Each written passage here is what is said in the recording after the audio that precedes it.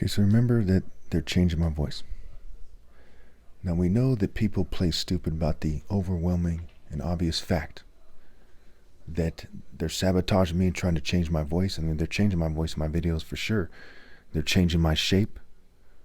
Okay, but there's still more evidence that I'm God's son than there's evidence of anything else in human history, even in spite of that. So it is unbelievable that people sink to the level of trying to play stupid, trying to feed into the idea that magically I wouldn't be that. Okay? What they're doing emasculates their groups more than if Harry Potter was molesting a child in front of the entire English royal family and every rich Jew and every rich white person and every rich LGBT person. Why are they giving standing ovations, screaming about how it elevates them? That does not elevate them. And neither does playing stupid about me being Christ. How immature it is goes far beyond Harry Potter raping a kid while they're cheering him on. It goes far, far beyond that. Okay. And how evil it is, and despicable and pathetic as well. So point 26, it brings us to the principle of evolution. No one could possibly come close to my martial art prowess. This is obviously true. And it is especially true 200 years ago and before. Why? Why is it especially true 200 years and before that? Think about it. Well, people evolve. Okay? People evolve, and this is especially true of their brains. Some Nigerians historically are the pinnacle of martial arts evolution. It is insane not to understand this. Where did the majority of slaves come from? Who were they mixed with? Millions of Nigerians came to North and South America during the transatlantic slave trade. And there came a point when black people just started mixing with each other. And one look at Africa, you'd quickly see that Nigerians have the most dominant genes of any race on the planet. And it doesn't take a genius to understand that. And complete weirdos, use technology to try to confuse you about that. They manipulate genes, you name it. They change the way you seem to appear. Because they want to pretend that their genes are more dominant, and they want to pretend that magically that they were set apart to lead. I mean, it is immature. Like weirdos with wigs posing for paintings and statues. It is immature. Point 27. The principle that sabotage has caused the disqualification of the oppressor and everyone else, except for me. They designed society in a way that made it so I consumed unhealthy products in large amounts.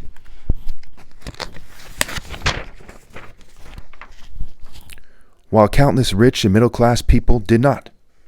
They also had products that basically poisoned people, and they pushed body-destroying psychiatric medications knowing that the ignorant masses are likely to ridicule someone if they bring it up. That's one of many examples of complicity. We see in the news people talking about how America's complicit with the bombing of Gaza, and they are. A little kid could tell you that.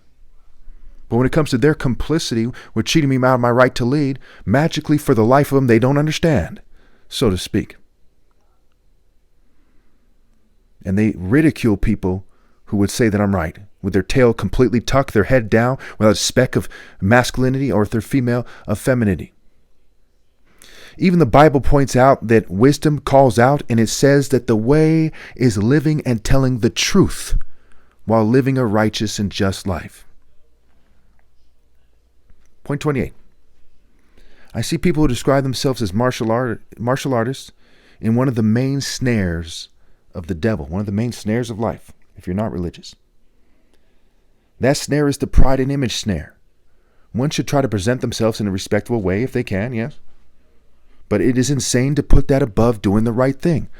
One of the most famous symbols, and not the most famous symbol on the planet, is Christ. Well, their fake image of Christ on the cross. There's enough there's enough evidence, right? Their image is garbage, but there's enough evidence there to show you that the idea was he put doing the right thing above not being mocked publicly, not looking weird publicly, what have you, as I do. I still go out in public and go shopping and so on and so forth, even though they drastically reduced my image and reduced the amount of clothes that I'm able to wear. right? They do something funny in that regard to make it so it's hard for me to get the clothes that I need. And it has to do with technology. And I'm not going to explore much more than that because there's a bunch of racist, kind of fraternity white guys who seem like rock and roll guys, except for they're in a suit and they try to look pretty instead of like a rock and roll person. It's the same Calvin and Hobbes, Dennis the Menace personality, George Bush throwing the Baphomet sign, Prince Harry throwing the Baphomet sign kind of mentality. Kind of Enki worshiping, Loki worshiping, sniveling demons, kind of Zeus raped by deception, run a train on a chick at a frat party kind of worms.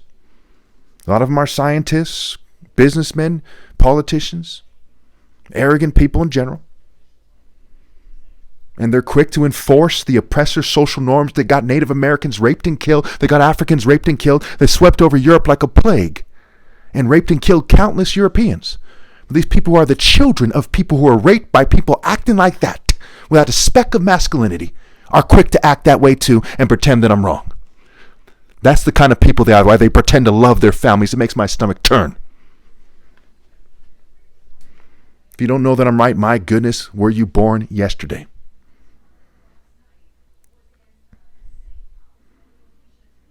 When the intense righteous man sees the attractive females choosing the image fanatics, he is forced to hate them. Being intensely righteous is greater than being calm and righteous. So even when we see in, Chinese Connection, right, who was the hero? Was it some calm Buddhist person? No, it was Bruce Lee, and he was trying to be intense and righteous, right? It was a movie, of course, but that was the message. When we see Kung Fu movies, right, who's the hero? Some calm Buddhist meditating in the world, the Buddhist guy who leaves the monastery and starts fighting with bad people. Everyone on this planet has no doubt in their mind that facing evil with righteous intensity is greater than being a calm person trying to argue that withdrawing magically would be better. Those arguments make my stomach turn as I see the angles they work trying to get people to bend over for the state and be calm and meditate and turn the other cheek, so to speak, when that's not even what the Bible's saying. You read Matthew carefully, it is not saying to turn the other cheek. Okay, that is not what it's saying. Just because it says that phrase doesn't mean that that's what it's saying. And that's the formula the Bible uses. Jesus doesn't literally come on the cloud, and they're not literally saying to turn the other cheek.